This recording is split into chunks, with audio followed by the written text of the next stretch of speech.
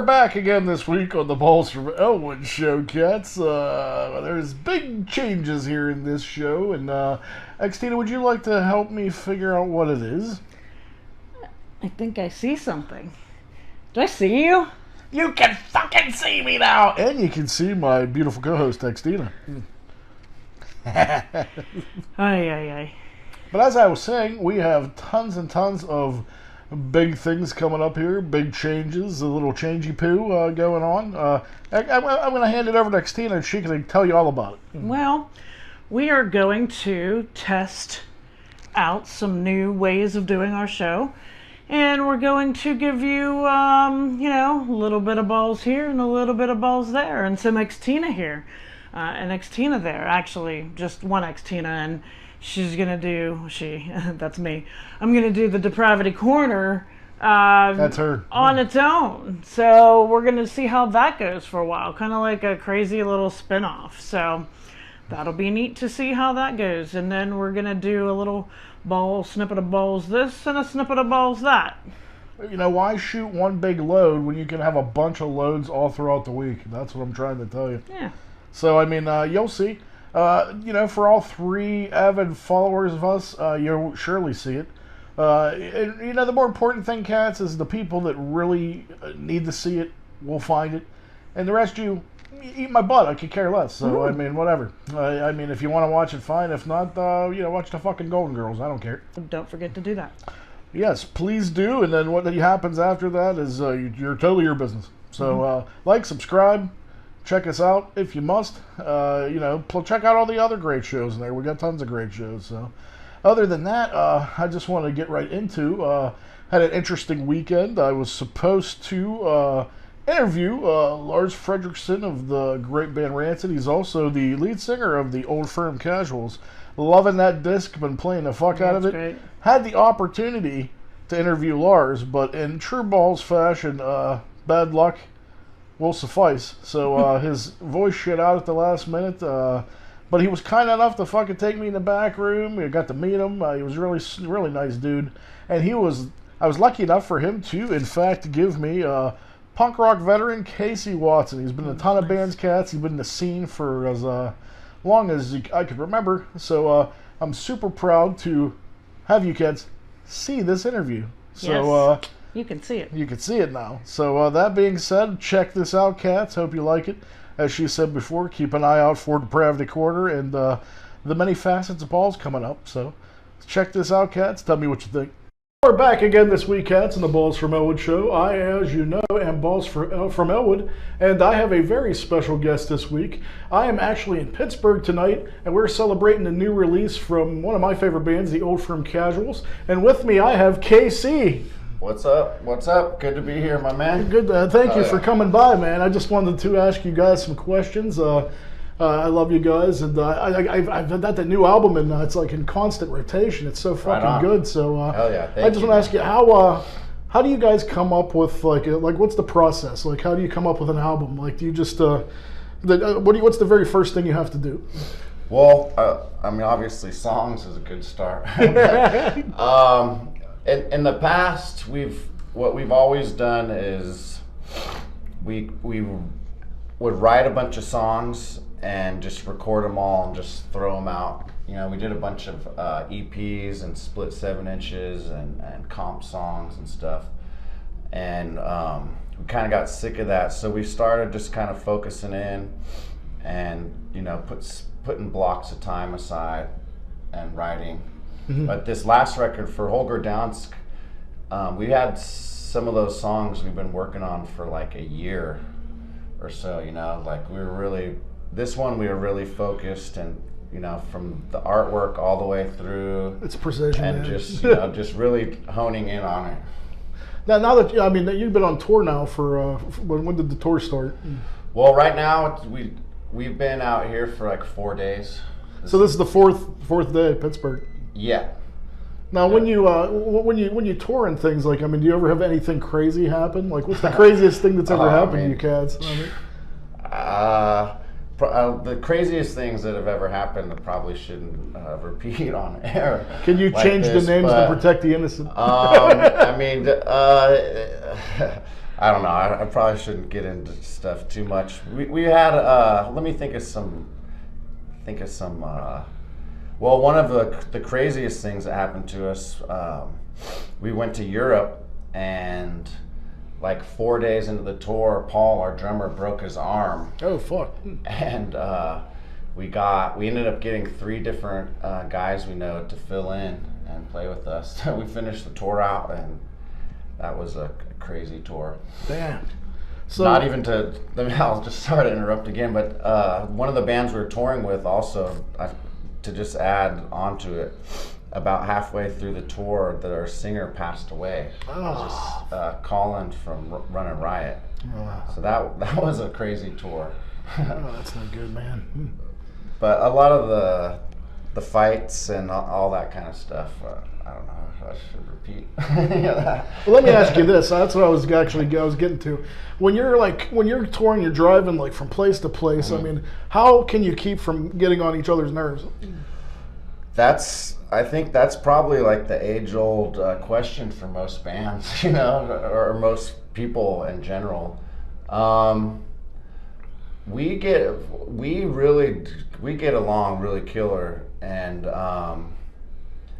in the vans we like listen to classic rock and heavy metal, and we'll play games, guess the song, like on Hair Nation or whatever, and like just like fuck around like that, and talk music, and just we really like being around each other.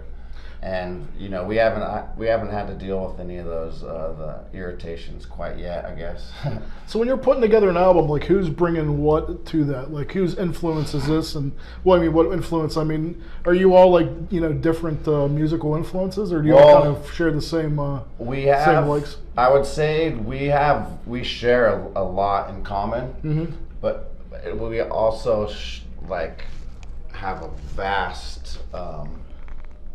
We have a vast set of influences, I guess, and a lot of our older records we kind of honed in on with a style we wanted, more punk or whatever you want to say. But on this one, we really building into this, we've been letting all our influences kind of in, and from like hardcore bands, like Gnostic Front and Cro-Mags, to rock and roll, AC/DC, heavy metal, Motley Crue, Metallica, like death metal stuff. We really just kind of just let all our influences in, and which it really shows too, because I noticed in this one too, like I can even feel there's a few songs where I almost feel like 80s metal, like, and it's really really fucking cool, man. Yeah, I mean, we listened to for just about nothing but Dio, Motley Crue, Slayer, Metallica, all the classics. Well, let me ask you this: what's the biggest, what's the biggest accomplishment you've made being in a band? I mean, is there something that like has been a stumbling block and you've been able to like just push right through it? Like, what happens whenever you get blocked and you can't write, or you can't feel like you could perform, or what's it like to just be out on the road and just? I mean, is it? To me, it would be grueling, man. Like, how do you guys persevere? Because, like, it's got to be such a fucked up thing for your body. It is a grind for sure, and not many bands get to the level where it's the party all the time. You know what I mean? Yeah. So, like, it's work, and you're in a bus or a van driving somewhere every day, playing a show. It hurts the body, it hurts everything.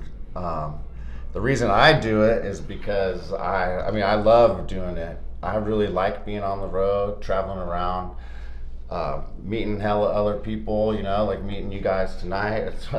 It's awesome. And thanks, I work, yeah, dude, for sure. And I mean, I work real jobs too, like I'm carpenter, build movie sets. And so I know what real work is, and this work is a lot easier than that work. So it puts a lot of things in perspective for me, like this is what I want to do, and so like. You said awesome. You built movie sets. So what movies have you worked on? There's been a couple of days. There's still about to come out. Oh, nice. Yeah, I did Bumblebee, the last Transformers movie. A couple TV shows that you might have known of. came out. Are you a horror movie fan? Yeah, for sure. I am obsessed with it. I mean, I eat, breathe, and sleep. But I want to ask you a couple horror movie questions because that's primarily my show's about. So yeah, well, I grew up on the '80s horror, Friday the 13th. Awesome, man. What do you consider is the definitive horror film? What's your favorite? And I know that's like asking like what's your favorite kid? You know what I mean? Well, I'm an Evil Dead man myself. Yeah, dude. Yeah, the Evil Dead movies always I've always loved those, and they're so different too, and like creative and. As a kid, I used to rent the fuck out of like the same VHS cassette. I never thought I'd see the day where I get old. It's like mainstream. Like there's fucking kids like 7, 9, and 10. They're in Evil Dead, and I'm like, man, it used to be like the cool thing back when I was a kid. Yeah, it was underground. You had to be in on it. What's your favorite diamond in the rough horror film? And when I say that, I mean it's something that you think is really cool that like most people haven't really, don't really know about. Right. Well, I have to say probably one of my just favorites in general is Silver Bullet. Oh yeah, that's a classic. I don't know. I think just from when it came out, I was young at the time, and I just that one I can watch pretty much any time. Like Gary Busey, that's my favorite performance from him. I met him the last summer. Boy, it was not disappointing. Yeah, man, it was awesome. I don't know. That one's right now in this moment. What was the first thing that you could remember? What movie scared you? Probably. I mean, maybe Jaws. I remember my parents were like frightened to death of Jaws and watching that with them, and I mean that revolutionized thing. I mean, people were afraid to go to the beach after that shit. I was too. Shoot, I lived by the ocean too. And when I was starting to like find my own stuff, the Friday the 13th, we would with my friends, we'd rent 1 through 6 or however many were out at the time, and just watch them all night and marathon it. Yeah, and I guess those weren't necessarily scary even back then, but I think we must have been scared a little bit. I don't know. That shit was cool. It was awesome. I remember the first thing that made me shit my pants when I was a kid. I can remember it like it was yesterday. Now it seems kind of hokey to me, but in Poltergeist, whenever the clown grabs him and pulls him under the bed, that shit used to scare the shit out of me. There was hella shit in Poltergeist that freaked me out. The tree outside the window. Yeah, but even the whole when she opens the thing and it's that big white fucking weird, Yeah. Totally. Now I watch it, I'm like, yeah, it's kind of hokey, but back then, man, I used to shit my pants. You've never seen anything like that. The Shining, obviously, too. I was really into that. I still am into that. I'm waiting for Dr. Sleep. Mike Flanagan has a sequel coming out based on the book. That's going to be the guy that did The Legend of Hell House. I think it's going to be really good. I heard about that. What is your feelings as a horror fan about remakes? Everybody feels differently. Yeah, I mean, deep down, I wish they would let them be. Do you feel that there's ever been any good ones? I feel there's a very few, but there has been a couple. I think there has been. Let me try and think.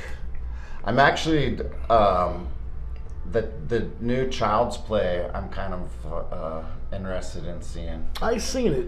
Oh, how was it? It's a totally different thing, man. Right. I mean, it's more of a comedy. Really? Yeah, and it's it's weird they make him a sympathetic character, which I wasn't really prepared for. But I mean, I don't like to tell. I like people make their own decision. Though I mean, I know a lot of people that really dig it. It's I don't particularly like the Evil Dead remake, but I know tons of people that love it. So, right? I mean, yeah, I wasn't too into that either. I'm trying to think what other remakes. I thought The Hills Have Eyes was decent. Oh, those were good. Those were brutal. I thought that wasn't bad. I have a funny. I like the Last House on the Left remake. Both those were good. I have a funny story about The Hills Have Eyes. Oh yeah, dude. I was working at a drug treatment program for teenagers. Okay.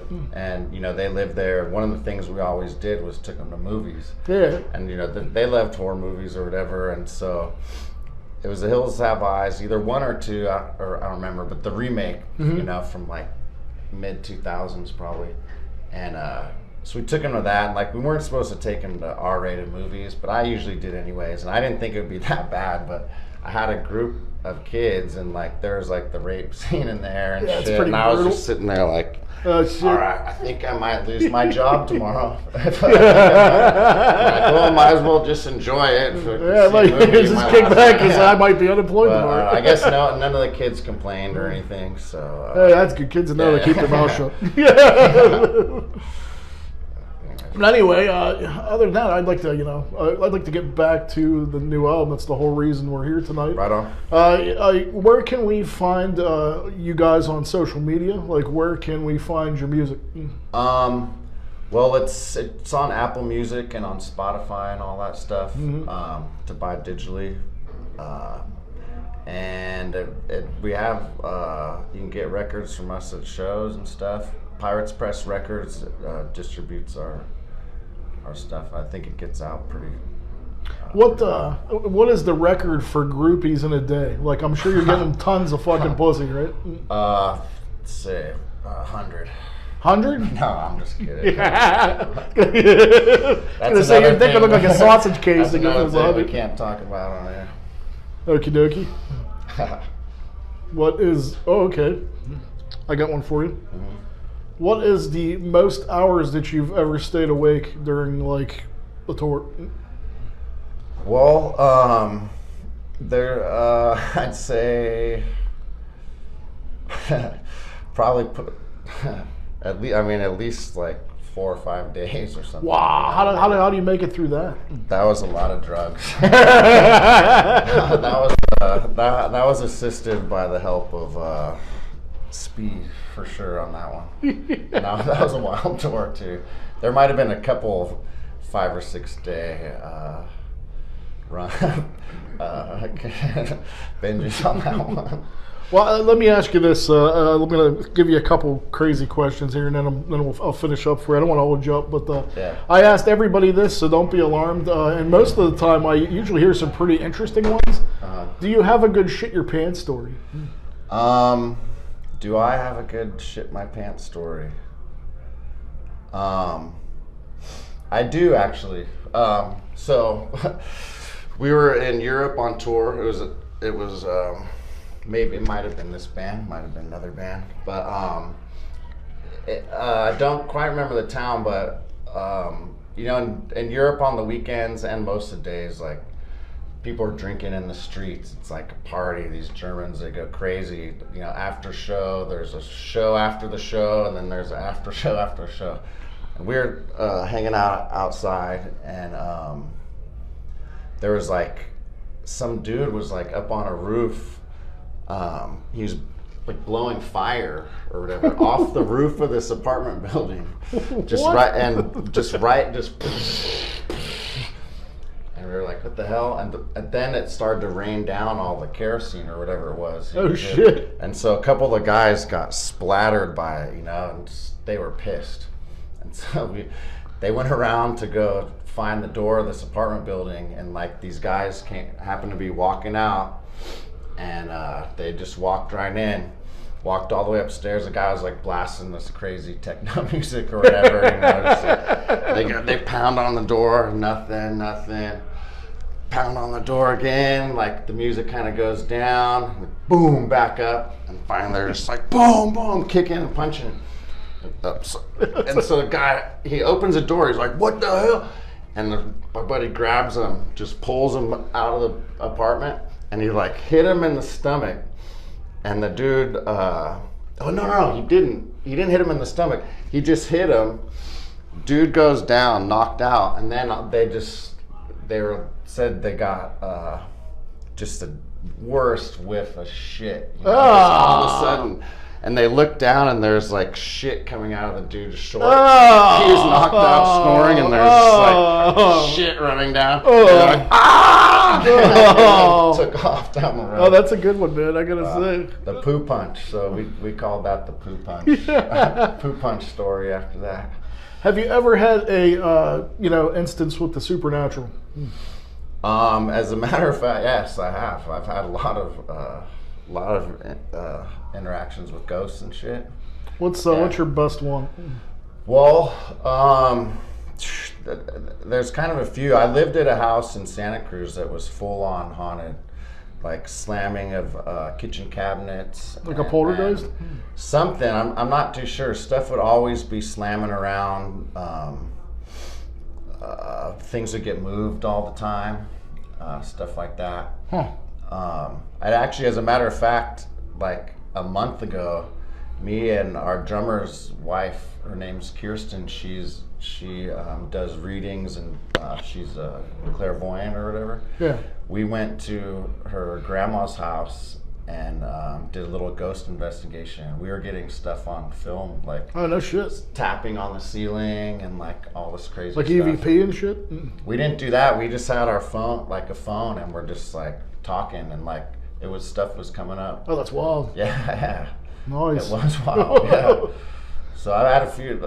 I lived in another house. I'd hear footsteps every once in a while. Oh, I have a good story from that one house. Well, let's hear it, man. So when I moved in, my buddy who was living there, his mom had like managed the house forever. Yeah. And so we had already known it was haunted, like, because we'd had like buddies who lived there or whatever.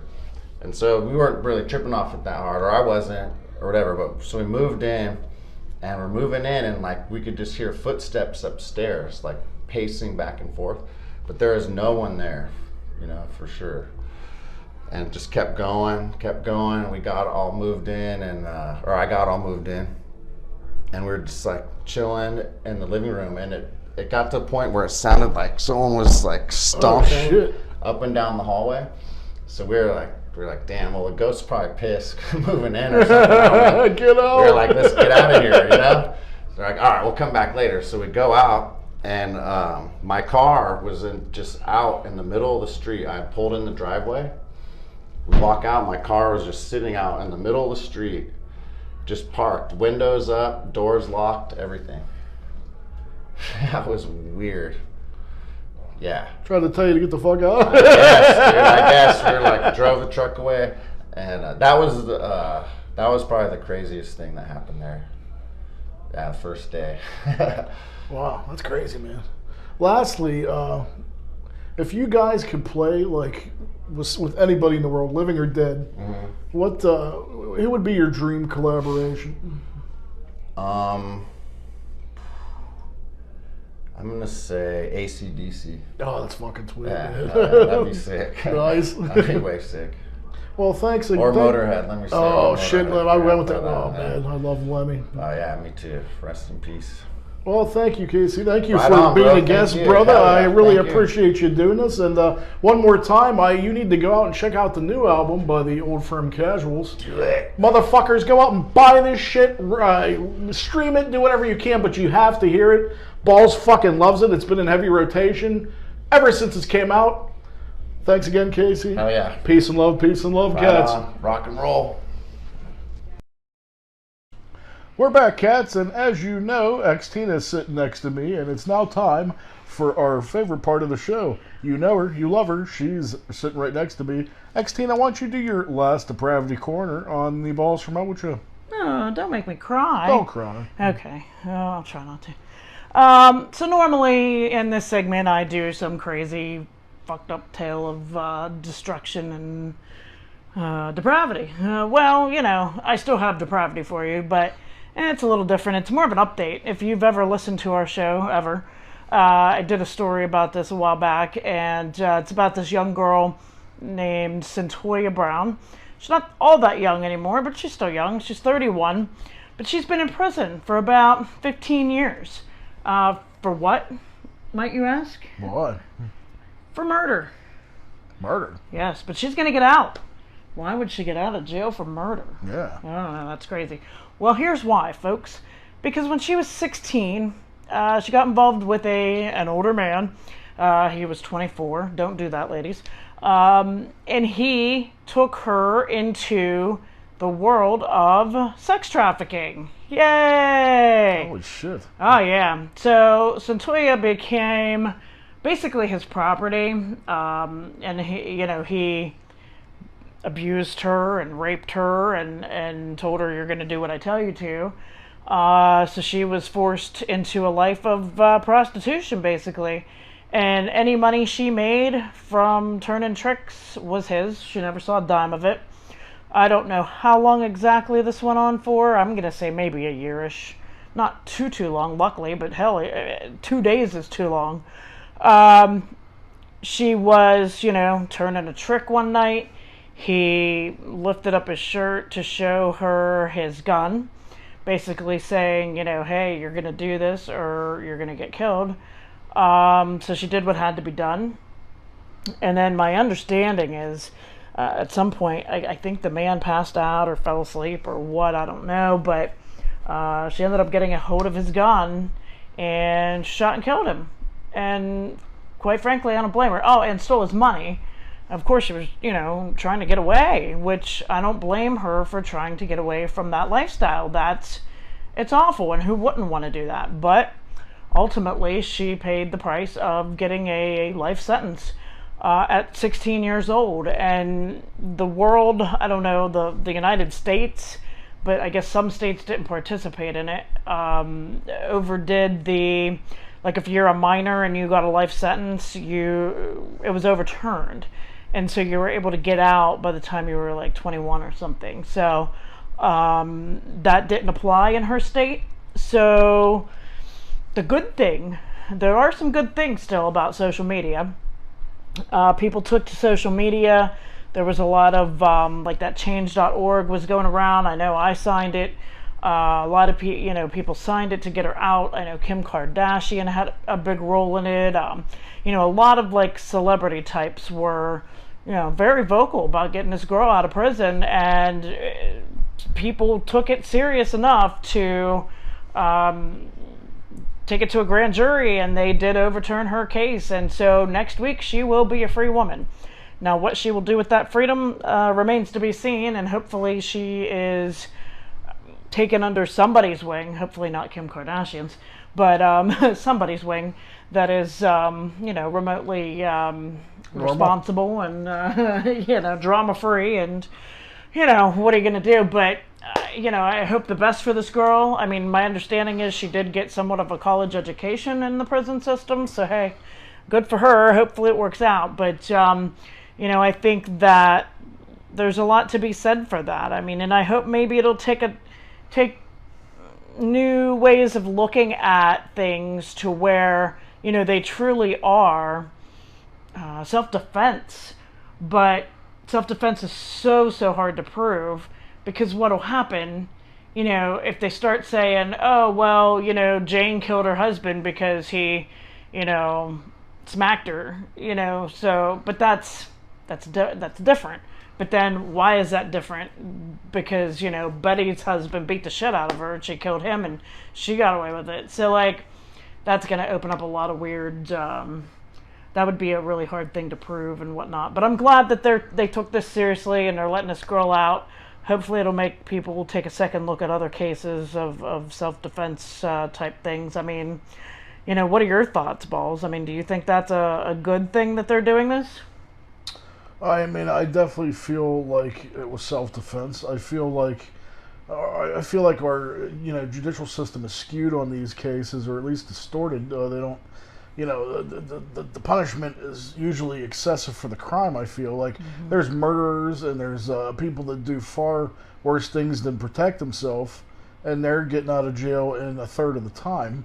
Yeah. People that, like this case, for instance, where people that even get caught with weed do like 20, 30 years now, and like people that ridiculous. Are like pederasses and fucking murderers get out before them. Right, so right. I think everything's fucked up, and it definitely needs to be revised.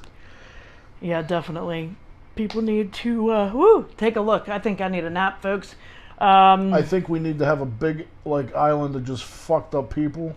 And we just ship them and drop them off onto... Yes. I said this before about a couple shows ago about Dogfucker Island. I mean, we could combine Dogfucker Island with Pederass Island and Murder Island and fucking people that like to put bowling pins in their ass island. Get all these motherfuckers together, just ship them out and drop them on an island. Yeah. And then we'll record it and we can all watch it pay-per-view. Be like a reality TV, man. Yeah, people love the reality TV. Let's fucking do it, man. Jeez, let's do it. All right, we got a new show to go produce now, Balls. Oh, here we go. Might be having another show coming up here soon.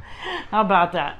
Well, folks, I guess that's going to be my last Depravity Corner here on the Balls from Ellwood show. However, we'll still be hanging together. He'll come visit me and I'll go visit him. Oh yeah, we're good like that. Here we are. And that concludes this episode of The Balls from Ellwood Show.